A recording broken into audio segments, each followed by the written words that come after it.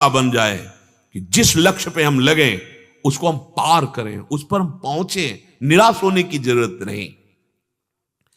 श्री भगवान कह रहे हैं कर्मों में निष्कामता सिद्धि है, पर बहुत कठिन है। हम कोई भी कर्म बिना कामना के करते ही नहीं है, इसलिए बंधते चले जाते हैं। अभी अध्यात्म है, समझ बिना फल दिए जाएगा ही नहीं, तुम्हें कामना करने की जरूरत ही नहीं है। पर कभी कभी ऐसा होता है कि ऐसे विशिष्ट अपराध होते, बड़े अपराध होते हैं जो हमारे बहुत साधन करने पर भी नष्ट नहीं होते, वो हमारे ऊपर हावी हो जाते हैं। फिर हमको लगता है कि हमारी साधना, हमारा भजन, हमारा साधन, अगर हम बाह्य सुख की आकांक्षा करते तो अश्रद्धा होने लगती है। हम आपसे प्रार्थना करते हैं, आप कभी अश्रद्धा मत करना, अपनी आस्तिकता की नींव को मत हिलने देना। ये आया हुआ प्रारब्ध नष्ट हो जाएगा। आप जो कर रहे हैं इसका महान फल मिलने वाला है। ये तत्कालिक क्रिया का फल नहीं मिलता है। तत्कालिक अभी कोई हमारा कानून विरुद्ध आचरण बन जाए तो तुरंत थोड़ी फांसी पे चढ़ा दिया जाएगा। उसके लिए बहुत कार्रवाइयां होती हैं, बहुत निर्णय होता है, वो कई कई वर्ष व्यतीत हो जाते हैं, फिर जाके निर्णय मिलता है। आप यही देख लो ना, अगर सबके सामने तुरंत दंड मिले तो बहुत सुधार हो जाए, नहीं हो जाए कि इसने ये किया, देखो ऐसे ऐसे किया गया, तुरंत नहीं होता। ऐसे ही हमसे यदि पापाचरण हो रहे थे तुरंत उनका फल नहीं मिल रहा, हमसे ऐसे सत्कर्म हो रहे तो उनका तुरंत नहीं, फसल भी तुरंत नहीं तैयार हो जाती।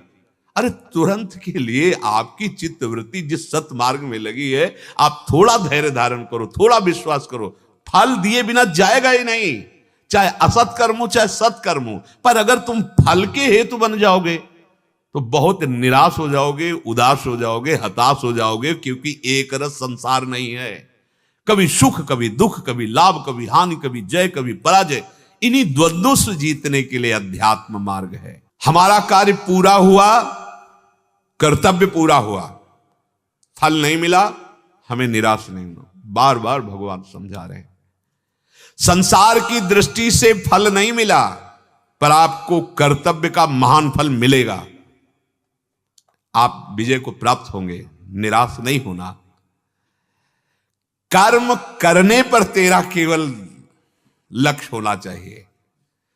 कोई तेरे कर्म करने पर आदर करे या निंदा, और देखो ये संसार है, जय होगी तो फूलमाला पहनाएगी, और पराजित हुआ तो ये नहीं देखेगा कि जी जान की ताकत लगाकर उसने कोशिश की, अभ्यास किया, नहीं सफलता हाथ लगी। असफलता में जो साथ दे वही सच्चा मित्र होता है। सफलता में तो सब साथ देने, पर पक्की बात समझ लो, असफलता में कोई बिरला ही साथ देता है, धैर्य बंधाता है, नहीं तो ये पता नहीं कि उसके हृदय में क्या हो रहा है, कितना उसने प्रयास किया, चाहे अध्यात्म में हो, चाहे पढ़ाई में हो, चाहे क्रीड़ा में हो, किसी भी खेल में हो। कोई भी चाहता है क्या पराजय? अभ्यास, उसकी पूरी कोशिश, अब परिणाम उसके अनुकूल नहीं आया तो हम सबको चाहिए कि साथ देना चाहिए, एक दूसरे का उत्साह वर्धन करना चाहिए। लेकिन जिनको शुद्ध बुद्धि प्राप्त नहीं है वो उत्साह वर्धन की जगह और निराश कर देते हैं। बच्चा फेल होके आया, अगर मत आवे, इतने पैसे लगा दिए तो खिलवाड़ में समय नष्ट किया, फेल हो गया, और वो वैसे उसके मित्र जो पास हो गए वो वैसे ही ऐंठ के चल रहे थे, वो वैसे ही दुखी हो रहा था, अल्पबुद्धि, और ऊपर से आकर आपने, और अब वो क्या, उसकी निराशा कहां पहुंचा देगी उसको। ऐसे किसी भी विषय में सबसे प्रार्थना है, कोई भी पराजित हो रहा हो, उठाने की कोशिश करो, उसको उस पराजय के दुख से निकालने की कोशिश करो, उसको सहयोग दो, मानसिक सहयोग दो, वाणी का सहयोग दो। तभी हम वास्तविकता में मित्रता का व्यवहार, तभी हम एक दूसरे को सुख पहुंचा सकते हैं। पर प्राय ऐसा नहीं देखा जाता, असफलता पर सवरे नहीं भाई, कोई नहीं चाहता असफलता। कौन चाहता असफलता? पूरा प्रयास करने पर यदि असफल हुआ है तो पूजनीय है, प्रशंसनीय, उसकी प्रशंसा करो, तुमने बहुत प्रयास किया, निराश होने की जरूरत नहीं। ये अभ्यास, ये प्रयास, एक दिन सफलता तुम्हारे चरण चूमेगी, तुम्हें निराश नहीं होना। भगवान कह रहे हैं तुम्हारा आदर करे कोई या निरादर, प्रशंसा करे या निंदा, अंतःकरण शुद्ध हो या ना हो, सिद्धि मिले ना मिले, तुम्हें बिल्कुल परवाह नहीं कर, भगवान कह रहे हैं तो फिर काहे को चिंता करते हो। तभी तो शरणागत मस्त रहता, निश्चिंत रहता। महाराज आपकी नाव में बैठ गए, अब आप देखना, पर यहां नाव का परिचय ही नहीं है, इसीलिए हम निराश हो जाते हैं, हताश हो जाते हैं, दुखी सुखी हो जाते हैं। बहुत सुंदर मार्ग है भगवान का आश्रय, निहाल कर देते। सच्ची कहते, भगवान का आश्रय ना हो तो फिर वो दुर्गति होती है, अंतर में होती है। सब सुविधाएं, लेकिन जल रहा हृदय, उसको कैसे शांत करोगे। एसी नहीं शांत कर पाएगी, ठंडा जल नहीं शांत कर पाएगा, विचार शांत करेंगे। और वो विचार बाजार में नहीं मिलते, वो भगवद आश्रय से आते हैं, भगवद आश्रित से। भगवद आश्रित को विचार देकर भगवान बचा लेते। भारी से भारी दुख की परिस्थिति है, पर इतना उत्तम विचार है कि दुख उसे छू नहीं पा रहा है। लाभ के लिए करते हो, जब हानि होती तो देखो हम सब निराश हो जाते हैं। ठीक नहीं है, ये निराशा हमारी उन्नति में बाधक हो जाएगी, हमारे जीवन को जीने में बहुत बाधा पहुंचा देगी। इतना दुर्लभ जीवन हम निराश होके जिए, हम हताश होके जिए, ऐसा नहीं, ऐसा नहीं। इसीलिए अध्यात्म की कला आनी चाहिए, अध्यात्म की युक्ति होनी चाहिए।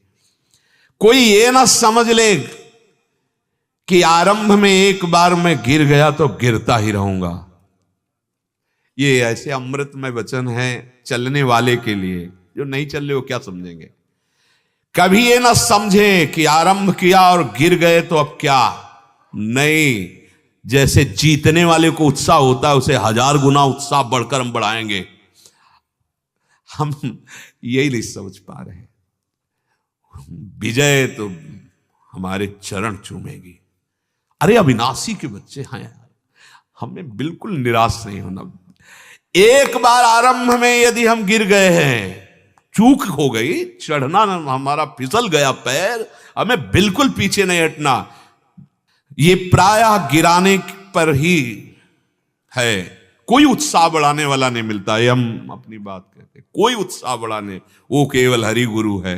बढ़ बढ़ आगे बढ़, नहीं यहां संसार चमत्कार का नमस्कार, वाह वाही तभी तक है जब तक तुम्हारे गुण दिखाई दे रहे हैं, और गुण में चूक हुई फिर तुम तैयार हो। ऐसे तुम्हें ऐसा मजबूत तैयार होना है कि किसी की प्रशंसा और किसी की निंदा तुम्हारे कदम न रोक पावे, असफलता भी तुम्हारे कदम न रोक पावे। ऐ साधक, ऐ उपासक, ऐ मनुष्य देह में विराजमान भगवदंश, कोई असफलता तुम्हारे कदम न रोक पावे। चलना है हमें उस दिव्य वस्तु को प्राप्त करना है, हमें विजय प्राप्त करनी है। एक बार तुमने यदि असफलता में भी कदम बढ़ा दिए तो महावीर बन जाओगे। ये असफलता कदम रोक देती है। अब क्या होगा? अब वही होगा जो होना है। बस जिद्दी स्वभाव चाहिए, यहां जिद्दी स्वभाव चाहिए। जीवन में देखा है, जहां कहीं भय, जहां कहीं